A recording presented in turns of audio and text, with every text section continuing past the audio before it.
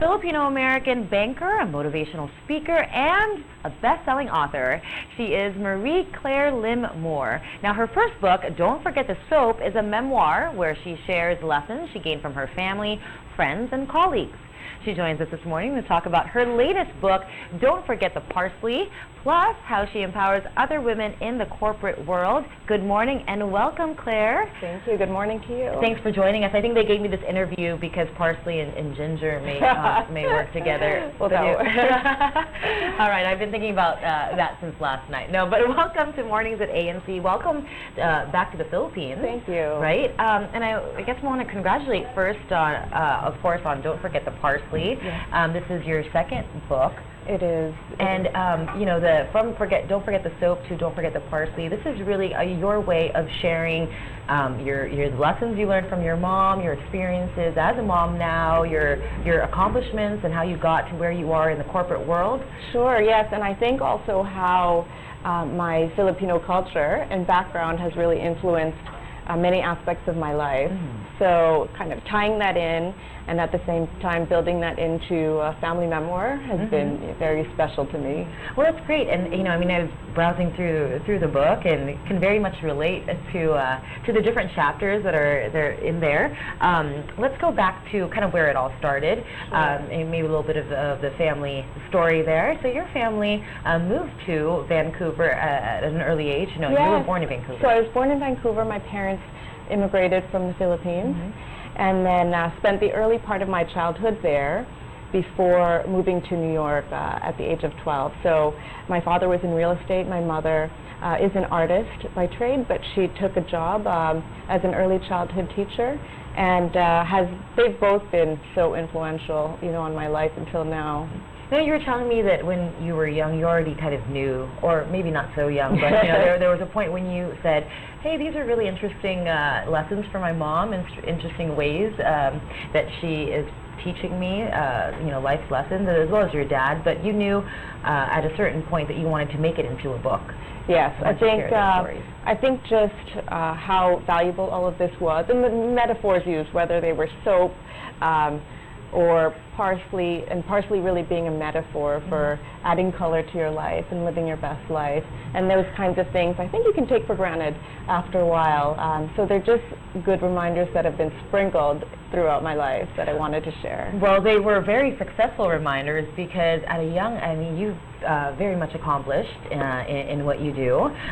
You are a banker, yeah. And you've been working in the corporate world for over 15 years now. Wow, yes. And it's only during the time when you had a little bit of a break during maternity leave that you're able to write all the stories down. And yeah, I mean, I think, you know, one big part with kids, the career and everything is integrating ways, right? Integrating ways to balance everything in your life. And so maternity leave was the window where I found time to write these books. And the reminders that your mom and your dad, your family gave you that ended up being your kind of keys to success, I mean, really proved true. At 23, you were vice president already at a global bank, right? Yeah. I don't want to say the other. I mean, there's a long list of accomplishments that you have made. I feel like at 30 there are other different various points along the way. But I remember just reading that and being like, at 23, look at you, you know, like this. Share your story, share your secrets to success, right? What was it about?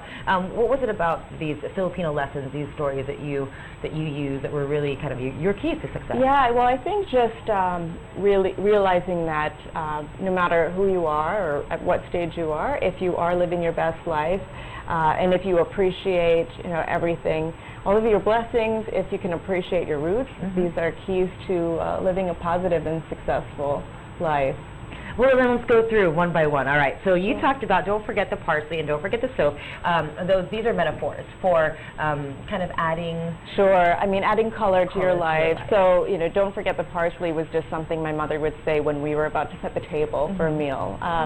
And the idea was that, you know, even if it's just the four of us, we need to keep things exciting. And I realized that, this applies to every aspect of your life, whether at the dinner table, in your office, in your home. So these things are very important to remember every day. Now, a lot of, sometimes we see comedians who may have grown up in, with Asian moms. Olivia Munn is actually coming to mind because, she kind of talks about her mom in a very comedic way. Right. And, her Asian mom. You didn't do so in a comedic way. You did so in a kind of like, I'm going to share these stories because I really, learned from these lessons, and you want to share them with people of other races who are different ethnic backgrounds. What is specific about the Filipino lessons that your mom imparted on you? I think a lot of it is gratitude, right? So not taking for granted what it is, no matter how much or how little you have, and making the best use of it. So don't forget the soap had come from this metaphor about the little soap and shampoo bottles you get at hotels. So, we'd never traveled much as kids, never stayed at hotels, but once I started working and traveling, I take these, and these would be really special to people when we bring them back to the Philippines. And after a while, I started, getting used to that travel, didn't do that as much, and it was just a reminder, don't forget the soap, and so don't forget to think of others, don't forget where you came from, and just always kind of being grateful. And that's something that's very specific. It is. It's very much felt in our Filipino culture. Absolutely. I know that there are people of other ethnic backgrounds, as I mentioned, that really were able to relate to your book. Was this something that surprised you, or relate to the stories? Yes. I mean, I was joking that I knew that Filipinos would relate to the Spam and corned beef stories. Yeah, that's what I was reading. What you need to keep in your pantry. But, there's been quite a bit, whether it's many people who just share that close, tight-knit family, whether it's women who are trying to balance family and career, and so whether it's, expats traveling around the world and who really want to keep their children grounded.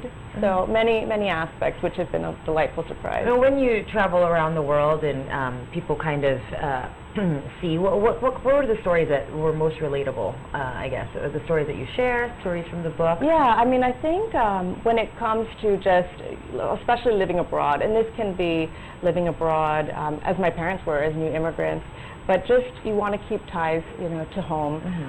You want to embrace all of the new opportunities, but maintain, right, your traditional values. And I think many people relate to that no matter where they're from.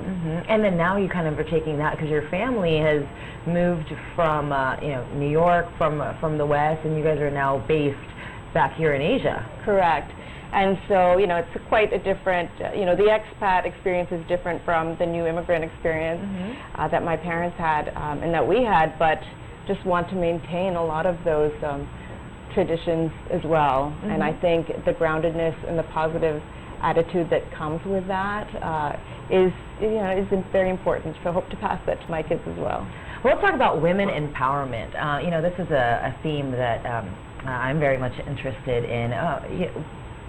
It may be a different world, maybe different from when you were growing up, maybe from when I was growing up. But what were some of the, I guess, key, really key themes that you picked up while growing up, especially as a second-generation Filipino-American? Sure. I mean, I think that a lot of people will ask, how you can manage to balance career and family, because unfortunately, some people still think it has to be a choice, at some point. And so I think some of the stories I share just as far as being creative with your time, being confident enough to make your own rules, to integrate your life and your calendars, is something that you should try to incorporate, to make it all work. So whether it's scheduling networking drinks when I know my family's busy, or whether it's doing Skype in the car stuck in traffic just to get in that family time. You do what you need to do, and thankfully technology and a lot of these things help us out have today. A lot more help these days than maybe you did in the past. My last question, Claire, is of course for the readers here in the Philippines, for the women out here in the Philippines, or for the audience here, what do you think is the biggest takeaway that they could take from your experience and from your positively Filipino family? Well, I think it does come down to living your best life, right? And no matter what life stage, no matter what circumstances. So if you can take the appreciation for what you have and think about how that root ties you back, you'll have a good perspective, and this will help you in the long run. All right, fantastic. Well, you've got 1, 2, and hopefully a third on its way, and more as more and more people ask for stories from your family and other members. We have the launch coming up here. Yes, do tell us. Where can people come and see you? And so I'm excited to meet everyone. It will be at Fully Booked in Bonifacio Global City on Monday the 15th at 7 p.m. And then before then, tonight actually my mother's having an art exhibit that I need to plug at Ultramundo Gallery in Greenbelt 5. Well, we definitely want to know about that because she's the inspiration for Don't Forget the Soap. Exactly, and then we want to get to some of those stories from her firsthand, right? Yes. Or maybe even more so. So that's at Greenbelt tonight. Yes, Greenbelt 5. And then, of course, February 15 over in at the Fort. Yes, Fully booked. Yes, okay. Perfect. And then you guys are off to your other travels, but I hope that we see you back in the country again soon. Sure. And where can people, kind of keep up to speed? Are you big on social media? Big on social media now. The book is available on Amazon, in fact, today. And every possible social media you can find me, and I'd love to connect with everyone. All right, Claire, thank you so much. Enjoy the time with your family as well as the launch for the book. And happy birthday to your mom. Oh, thank you. Yeah, 70. Thank big you. one. I know that is a big one. Thank you very much. And congratulations. Thanks.